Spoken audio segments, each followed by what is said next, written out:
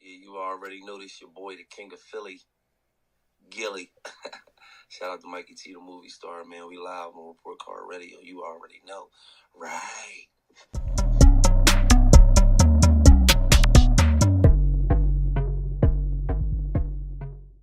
Gil, I really appreciate you taking the time to join me today, man, on Report Card Radio. You know, a lot of my fans and followers actually look at your advice as golden. Absolutely. So I wanted to get your reaction today to the passing of Fred the Godson, Gil. It's a blow to his family and his friends and a major blow to hip hop.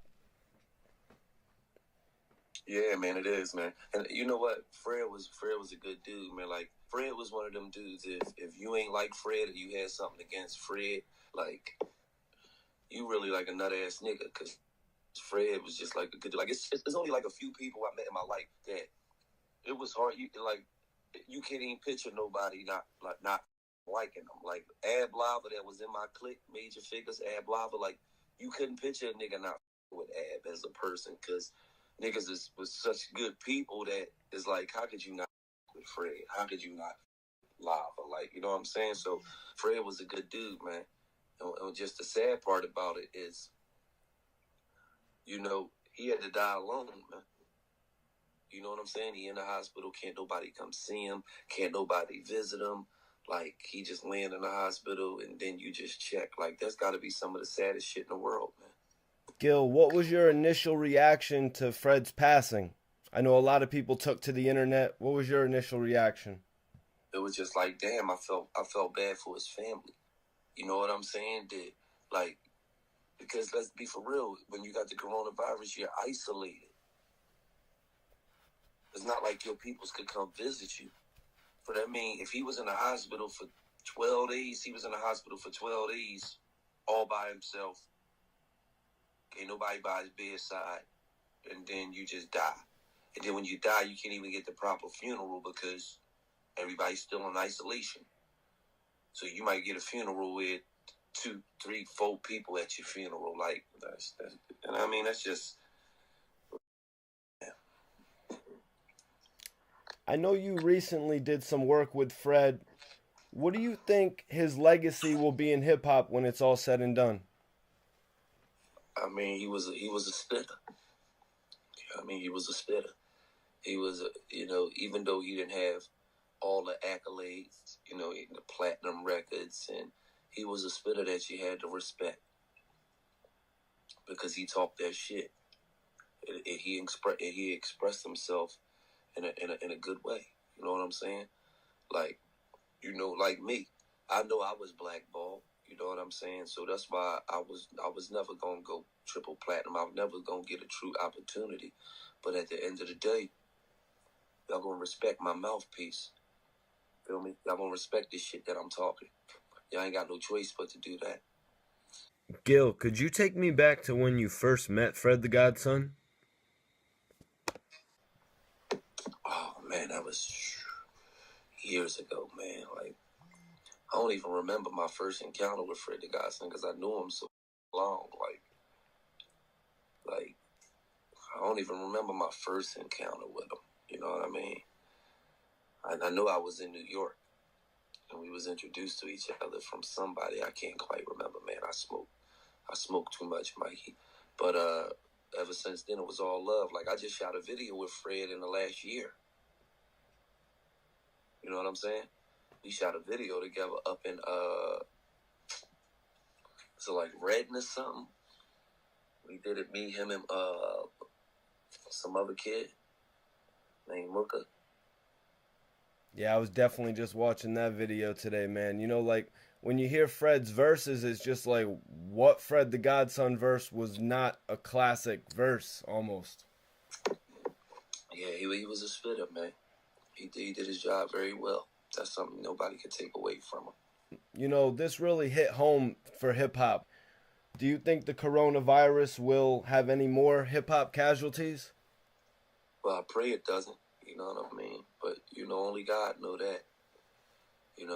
Everybody got, God got a plan for everybody. And, once his plan is in place, it ain't nothing we can do about it. So, I hope don't nobody else die.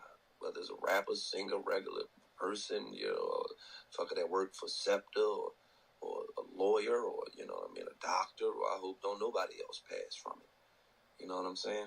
But hopefully not. You know what I'm saying? I guess that sort of plays into what you were saying about Atlanta, and then you noticed it yourself while you were driving around in Philly, and even me riding around in Connecticut. I see a lot of people out in the by the marinas. Well, at the end of the day, man, obviously those people don't take it as serious as me. You know what I mean? My family. You know, hopefully they don't catch it. You know what I'm saying? Hopefully we coronavirus free. I don't think we are because they keep saying there's more cases every day. But people gonna do what they want to, man. And some people got the mindset of I'm not living in fear of nothing. I'm gonna go outside. I'm okay. Well, I don't really call that living in fear. I call that living in intelligence. You know what I mean? Living in a smart way. But some people call it fear. So, like I had a girl on my live tell me this shit ain't real, and I'm like, I know 4 people that died from this shit in a month. I don't know 4 people that's died in a month in my whole life. Like, so yes, bitch, it's very real. You better get your mind right. But she is a young girl, 24. This is not real. The government's lying. I'm on my way out now. So, that's some people's mindset, man. So in saying that, Gil, how do you keep the Rona away and live a healthy lifestyle, you and your family? I mean, we just doing what everybody else doing, quarantining, Mikey. Hoping that shit don't jump up on us, man. I can respect that, man. It's good to actually get to talk to you, because Philly is a frequent spot for me, so it's kind of hard for me not being able to come to and from Philly. All right. Yeah, Philly, like I wouldn't say your second home. I would say probably your third. Because of Florida, right? Miami's your second. Facts. I know you, Mikey. All right, Gil. So I need one positive ARAB story for the Report Card Radio audience, because at one point you had actually told me that you had done something to help every single Philly hip hop artist. What was that you had done for ARAB?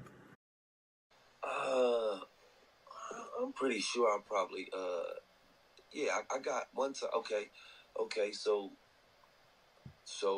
Cosmic Kev called me. You know what I'm saying? He was like, yo, who should I get on the Come Up show, man? Blah, blah, blah, blah, blah, blah, blah. We was thinking of some people that he should get on the Come Up show. And I said, you know what? No, fuck that. Get Ab on there. Get AR on there. You know what I mean? He gonna join up. And this was years ago when Ab was just really, you know what I mean, setting his feet. And, setting his feet down in the concrete. You know what I'm saying? And he was like, you know what? Yeah. Damn, I don't know nobody got a number on him. Hold on. I got a number on him right here. Yo, Ab. Yo, yeah, it's me and Cosmic Kev on the phone, bro. You want to do the Come Up show? Yeah, you're fucking right. Yeah, all right, cool. Here you go. So, that's the type of shit I do. But, Ab was a solid nigga out here, man. Yeah, I mean, I just wish that some of the things he did on social media he didn't do. You know what I'm saying? But, you can't cry over spilled milk. You know what I'm saying? But Ab was a solid dude out here. You know what I mean?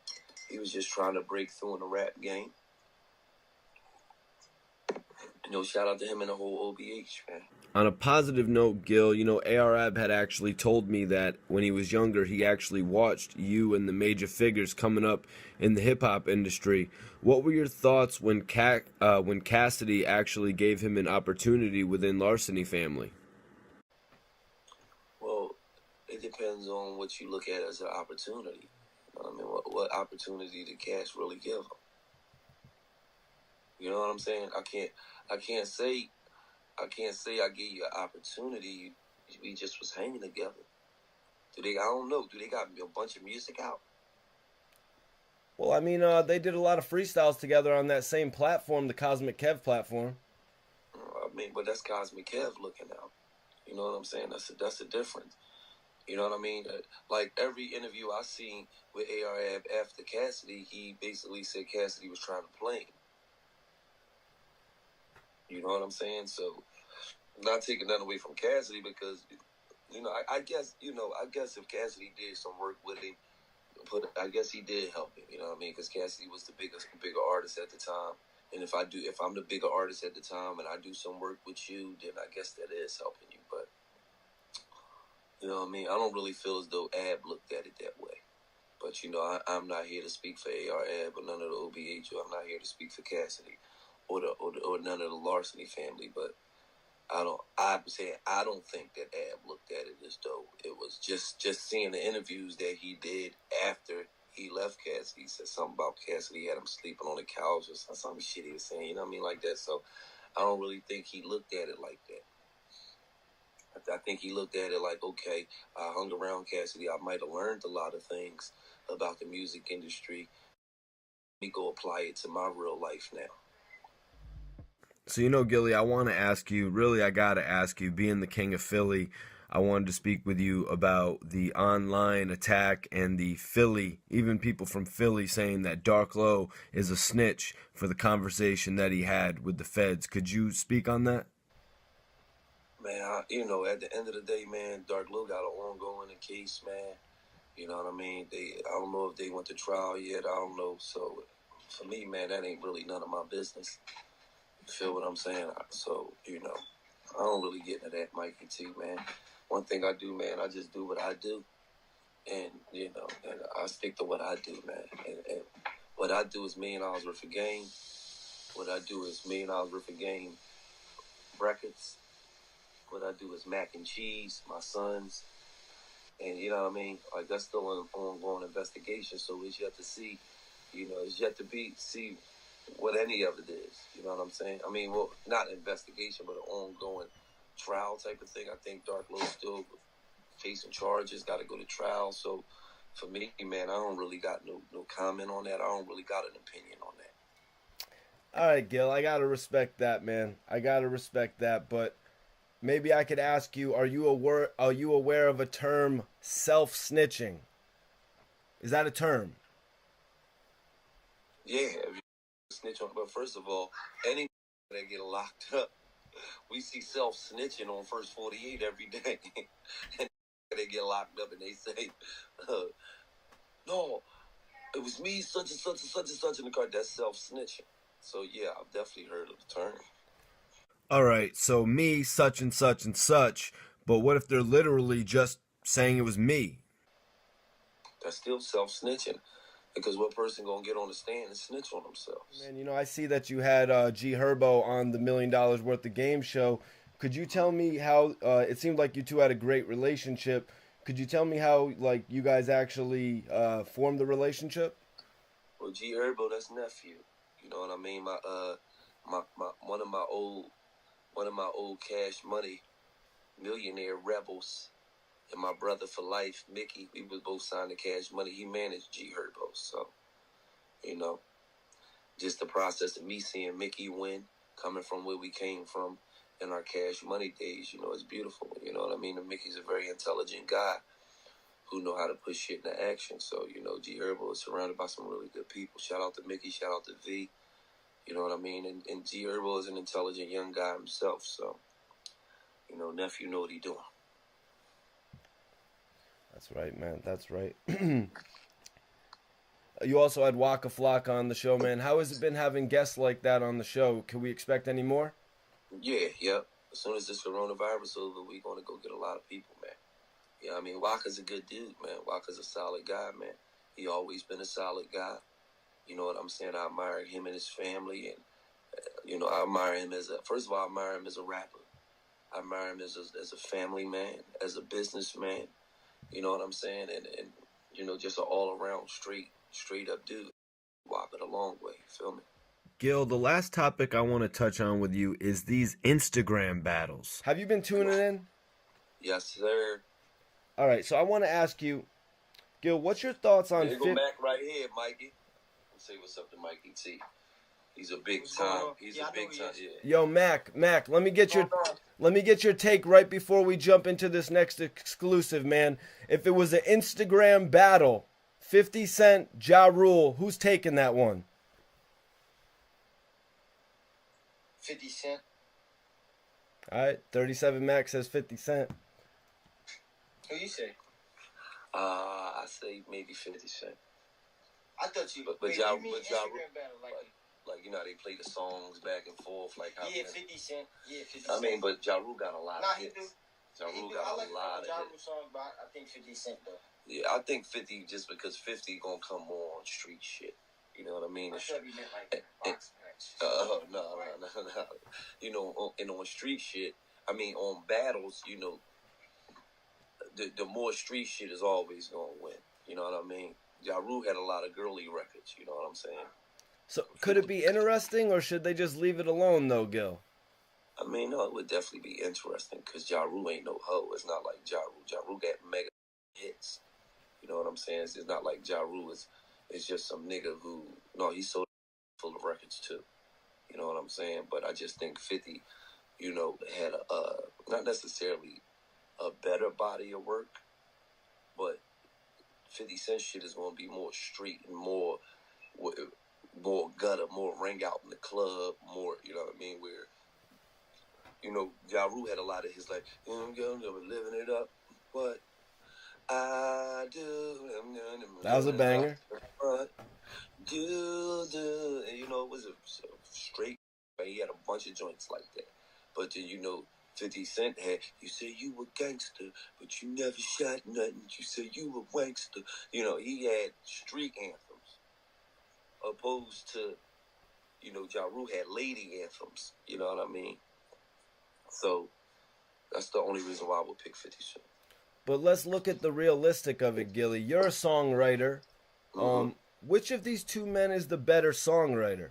You talked about the clubs. Which one's the better songwriter? I don't know, man. You know, at the end of the day, it's about what you're looking for. You know what I'm saying? That's like saying who's the better songwriter, Jay-Z or Drake. It depends on what you're looking for. You feel what I'm saying? If you're looking for that's gonna give you some singing shit, you know what I mean? Then you know some melodic shit. You know, if that's the type of music you like, then you gonna go for Drake. If you like who going sometimes rapping, that shit gonna touch your soul, and he gonna say some shit that you gonna be like, oh my God, then that's Hova. You know what I mean? It's like okay, that's like saying, you know, it all depends on what you like. You know, that's what make the world go round. We all different, Mikey. So you may ask, who the better songwriter? Ja Rule or Talib Kweli? Now, is a backpack rapper. They like that type of music. They picking Talib Kweli. You feel what I'm saying? You know, another thing I'm thinking is, like, is this one too personal to put on live stream? You know, because I think that feud, you know, it was a little bit more worse than you and Wayne. Because I could see you and Wayne being on the live stream together, but their feud was a little bit more personal. Right. Yeah. Well, you know, but see, at the end of the day, it's all about what they're trying to accomplish from it. You know what I mean? Because at the end of the day, that would be the biggest live back and forth that they ever had. I don't care who battle, unless you get Drake versus Jay-Z. Ain't going. It's not. That's the only battle that you could do on live that could possibly almost come close to the numbers that Ja Rule and 50 Cent gonna do. Because guess why? People know they don't each other. People know. Then people gonna go on there just to see the antics that 50 Cent gonna pull off, because they know he gonna do some crazy shit. You feel what I'm saying? So it's like, you know, that would break the internet, literally. That shit would crash the internet if 50 and Ja did that. But I don't really think, 50 Cent is in a whole different headspace, man. That nigga's cleaning up, man. That nigga got shows on ABC, man, and shit like that, man. You feel what I'm saying? So for him, it's like a rap battle. Come on, man. I'm producing full news to shit, man. I ain't got no time for that shit. Damn. I was gonna ask you if you could put two people up against each other in an Instagram battle, who it would be.